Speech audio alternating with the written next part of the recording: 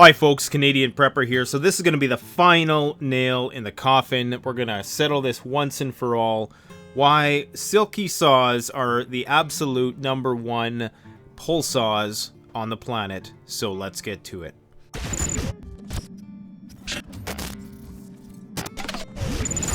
Alright, so the point of this video is not to diss Wranglestar, because I already did that once. And it wasn't really to diss him as a person. Look, I have nothing but the utmost respect for Wranglestar, and I want to wish him and his family more success than they've already had. I think he represents us with dignity, he makes high quality videos, and I'm absolutely envious of his work ethic. So go and subscribe to Wranglestar. That said, when it comes to saws, the guy doesn't know a whole heck of a lot, especially with regards to Japanese pull saws. So I'm going to educate you all today. Now there's some other guy, can't remember what his name is on here, who's been promoting these ichiban samurai saws.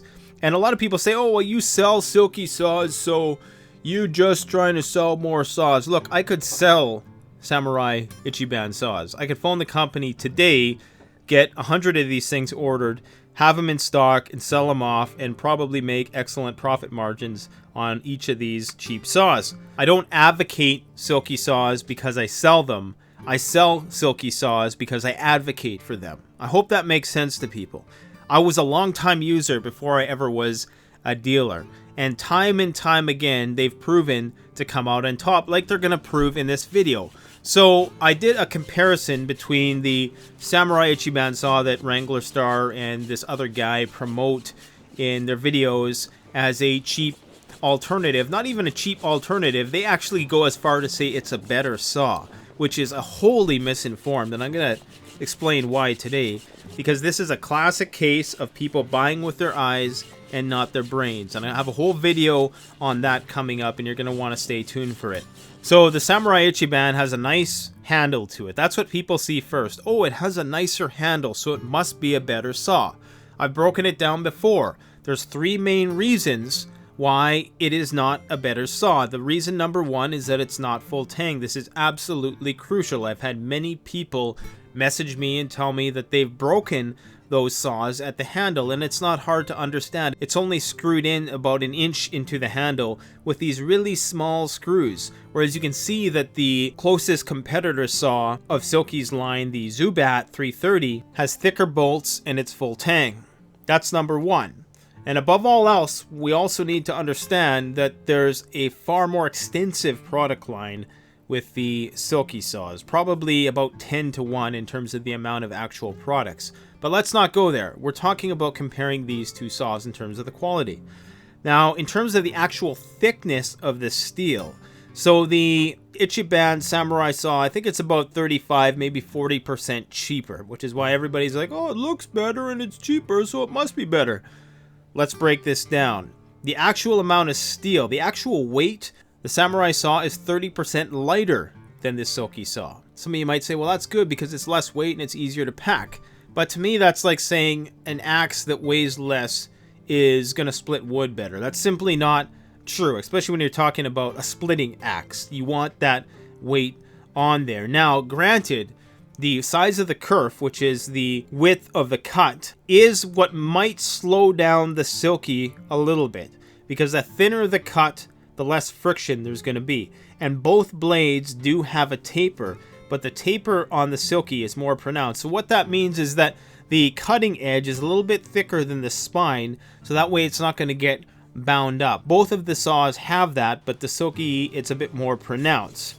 Regardless, there's still a wider cutting space. A larger kerf means more friction. That said, as you can see in this demonstration, the cutting times are nearly identical. Now, while it might vary ever so marginally slow down the speed of the cut, you can see here how easy it would be to actually snap the samurai. The thing I found with the samurai saw is that it does bind up a lot more. The thinner blade does mean it's going to get bound up more, whereas the thicker blade is going to push through parts where that might bind up a thinner saw. Now, flexibility in a saw is good, which is why saws are made to be thin and flexible, to be able to respond to that binding so they don't fail and break when they bind up. But too little is going to make the saw brittle, and over time this is most definitely going to lead to more breakages. Now, one of the most striking differences in quality was the corrosion resistance. Now, I put both of these saws into this saline solution, as you see here. I let them sit in there for a few days,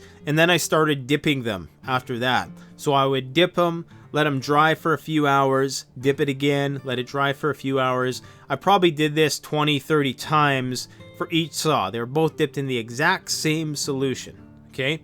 And I know some people are going to say, oh, how can we prove that you did that? Look, go and do it yourself. If you do the same experiment, you're going to replicate the exact same results. Go get some water, go get some salt, dip both the saws in it 50 times and see what happens. You're going to get the exact same results. And the results were that the Samurai was totally annihilated by rust. And I'm not just talking surface rust. This rust was going deep, deep into the carbon steel. I'm assuming it's a carbon steel. The Silky is made of an SK4 carbon steel, but the trick is, and what I believe to be the case is, because I haven't actually talked to Silky about this, but I believe it has something to do with the chrome plating, which adds increased corrosion resistance to their saws. So what this means is that if you're sawing a tree and the weather's not that good and you happen to put the saw into your scabbard, which is much better on the Silky, I should also add, and it's wet and you leave it there for 2 or 3 months, it might be a little bit rusty, but it's not going to be nearly as rusty as the Samurai saw. And what's going to happen here is quite obvious. These teeth are going to start to break. Now, you do see some surface rust on the teeth of the Silky saw. I'm not sure if that has to do with the impulse hardening, probably due to the fact that that part of the saw is not chrome plated. This is just a guess. I am not an expert on the steel that's used in these saws, but the things that I'm talking about are pretty obvious and common sense based to see. So how gear reviewers can be oblivious to this and market people this junk seems quite disingenuous to me. Now, that said, I'm not saying that the Samurai saw is not a good saw necessarily.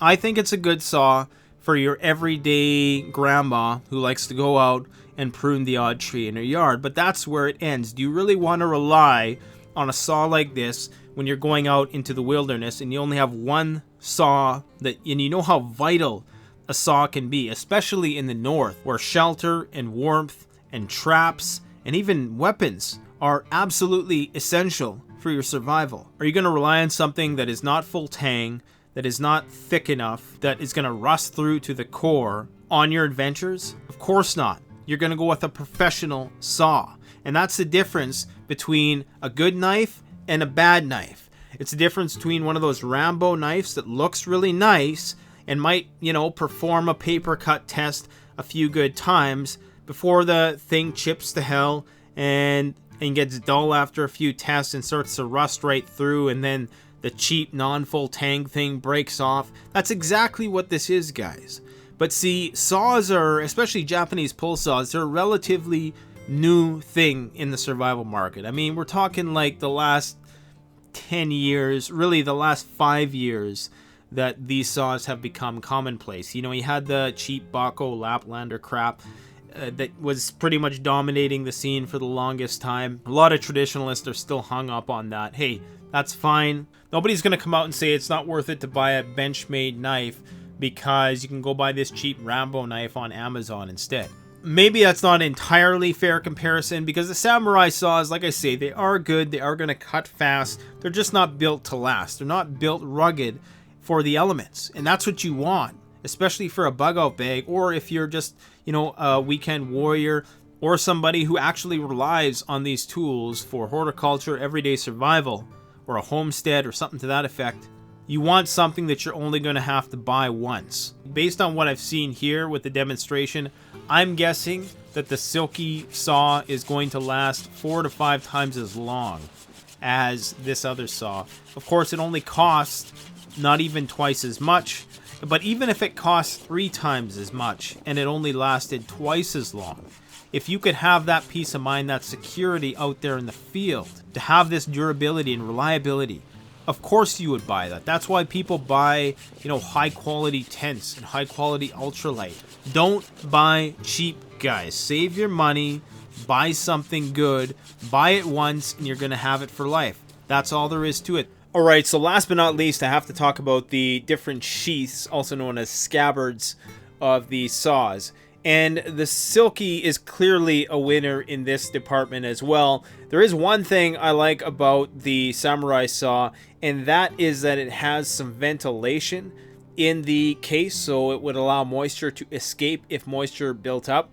But in terms of the actual build quality of the case, the samurai case is really cheaply made. It's really light material. It just kind of sticks in there. There's no real sophisticated design to it whatsoever. You know, you put the saw in, it plugs in, and that's basically all she wrote. Good enough and better than nothing. Absolutely.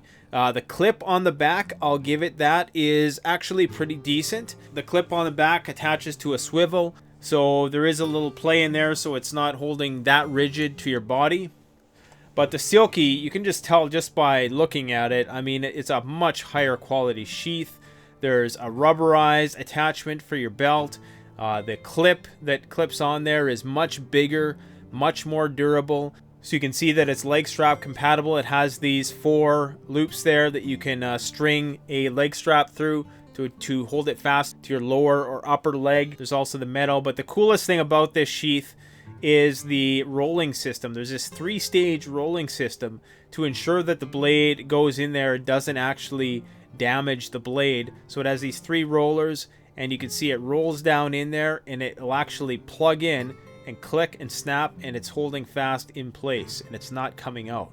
So I thought that was pretty cool. The only thing that the Samurai has on it is that it doesn't have that swivel feature, which is really not that necessary. And quite frankly, that's probably just going to get in the way when you're walking through the bush. Now, I mean, how sophisticated of a sheath is that? They've went over and above. They don't have to do this, but these are the things that Silky does. They pay attention to this kind of detail, because remember, these are made to be professional arborist saws. They're built to last a long time. People call them pruning saws in a derogatory way, forgetting that they're made to be used by people who go and do this every day, not little old grandma in her backyard pruning her 4 trees once every 5 years. Thanks for watching. Don't forget to like, comment, subscribe. If you have any questions, please leave them in the comment section below.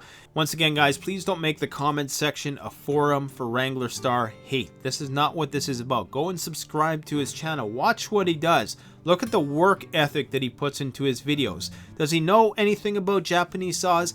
Absolutely not. Does he know a whole crap load of stuff about other things? Absolutely. So anyways, go check it out. Thanks for watching. Don't forget to like, comment, subscribe. Canadian Prepper out. Alright, so for those of you who stuck around to the end, I'm going to give you a very special deal on the Silky Zubat. 10% off for 1 week only. And this is absolutely 1 week only. I know sometimes I extend these sales, but for this one, I can't do that. This is exclusive to my subscribers for 1 week only. 10% off our Silky Zubat saw. We already have the most competitive price on this saw, so this is absolutely exclusive, short term. So this is one of the best, fastest cutting fixed blade saws that money could buy. It is the fastest cutting fixed blade saws. It's 420 millimeters. I've already done a review on this saw. I'm not going to talk about it anymore. If you want the deal, go check it out. Thanks for watching.